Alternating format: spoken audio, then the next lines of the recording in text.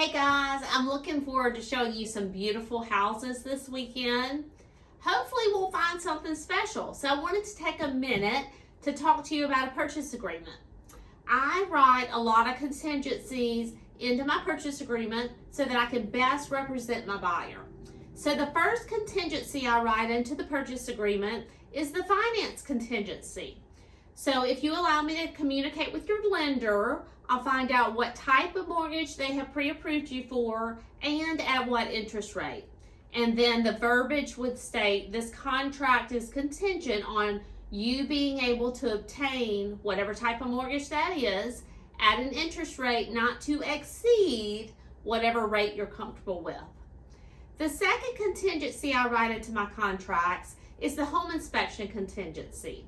As soon as we get under contract, we're going to order a home inspection. I'll give you a list of home inspectors in the area, and they will give you a detailed report of anything that they found at that residence. Now, hopefully it's not going to be anything big, but every once in a while, it'll be a big ticket item that makes the buyer leery about buying the house. So in that case scenario, we could remove ourselves from this contract and move on to another house. The third contingency I write into my contracts is the homeowner's insurance contingency. Now, once we get under contract, that's the second thing we're going to do. We're going to go ahead and get insurance quotes.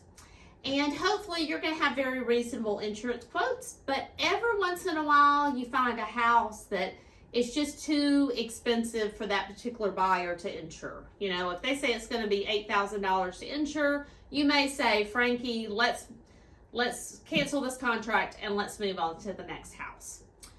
The fourth contingency I write into my contracts is the wood infestation report contingency.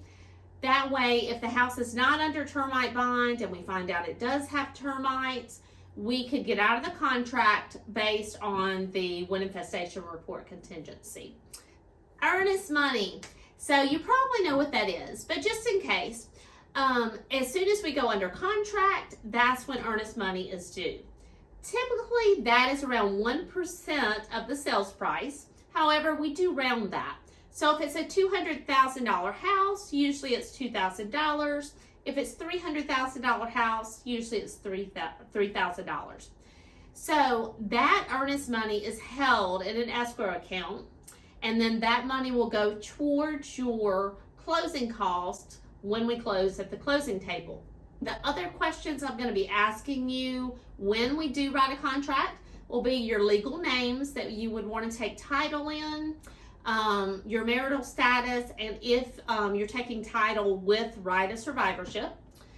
The other thing would be, would you want a survey and would you want a home warranty? Those are usually buyer expenses, but sometimes you can negotiate. So let's talk about it, see what we find this weekend, and go from there. Call or text me anytime with questions. Hope y'all have a great evening.